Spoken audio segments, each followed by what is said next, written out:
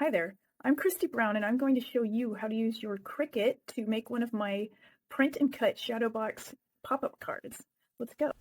Open Design Space and calibrate your Cricut. Be aware that you might have to do it more than once to get a good calibration.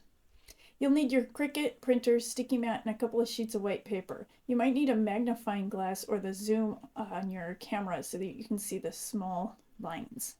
So this is the new way to calibrate your Cricut. You have to go up here to your username, go down here to settings, click on settings, then you need to come up here to machines, click on machines, and then come down here to machine calibration. Select your Cricut, and then just follow the step-by-step instructions in Design Space. It's very straightforward.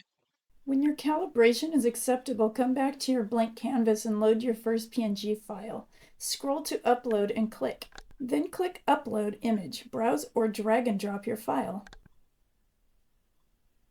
You'll see this screen once your image has uploaded. Click Simple and then Continue. There's no need for background removal. Click Apply and Continue. On this screen, select the Print Then Cut image and click Upload. When your upload is finished, you'll see this screen. Scroll down and select the file you just uploaded and click Add to Canvas. This next part is really important. Design Space will enlarge the file, so you'll need to change it to the right size. Make sure the image is selected with this gray box around it. Click More to open the sizing bar.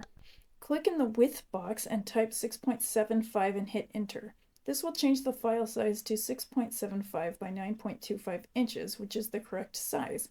Click Make It in the top right corner. When you see this screen, hit Continue on the bottom right. Now hit Send to Printer. Now turn on Add Bleed. Make sure the right printer is selected and use your system dialog box to select your print quality. Click Print. When you see this screen, hover over the thumbnail on the left so that it expands the view, showing you how to load the print on your mat. With your mat loaded, scroll down and turn on Fast Mode, then press your Cricut's Go button. Now your pieces are all cut out. Take a plain white 8.5 by 11 inch piece of cardstock and cut it in half to make an 8.5 by 5.5 inch piece. Measure and cut off 1/2 inch from the 8.5 inch edge.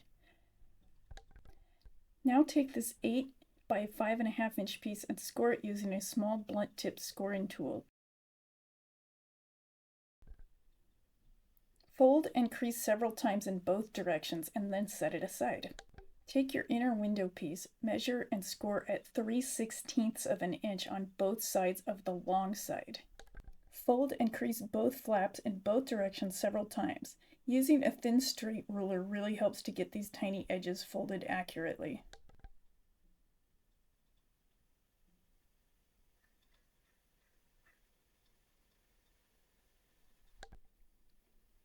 Set that aside and grab your outer window piece. Score at 1/2 inch, 4¼ inches, and then at 4¾ inches. Fold and crease back and forth at each score line to loosen the joints.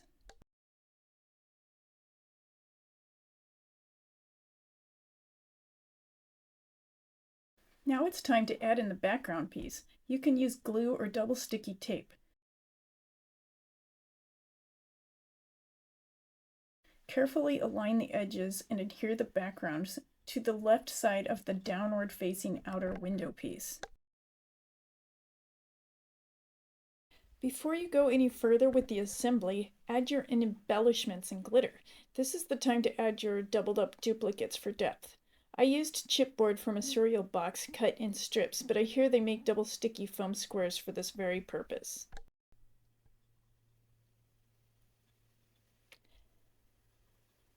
Now apply a 3/16 inch strip of double sticky tape or glue along the right flap of this inner window.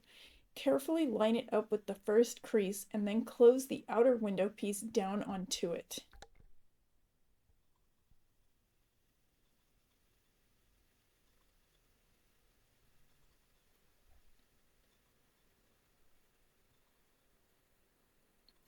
Now attach your backing cardstock. With the short side on the right, apply your adhesive of choice to the short side.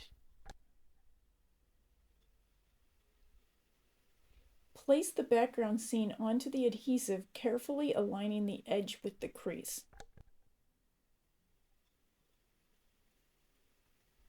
Here is what it should look like. Now you can add your sentiment. But so that it will be properly centered, make a very light pencil guide from the left edge to 3 3/4 inch. Center the words between the left edge and this mark.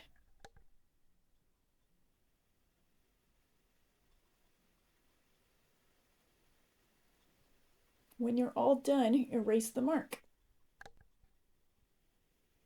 Now decorate the front of the card, which will be the panel on the right when you flip the card over.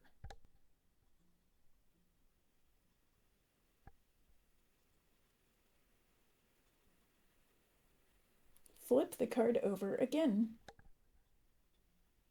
Now apply adhesive to the left flap of the inner window, ensuring that the entire flap is coated, but do not allow the adhesive to get anywhere else.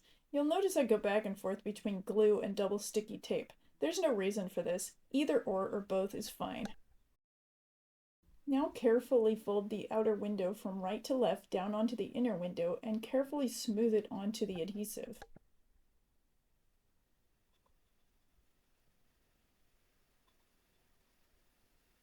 Open it back up and apply adhesive to the center strip, making sure that all the surface area between the creases is covered.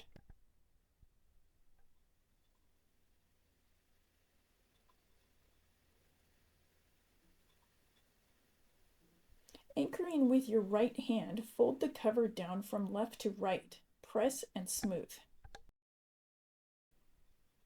You can stack some books on it while it dries to keep it really flat.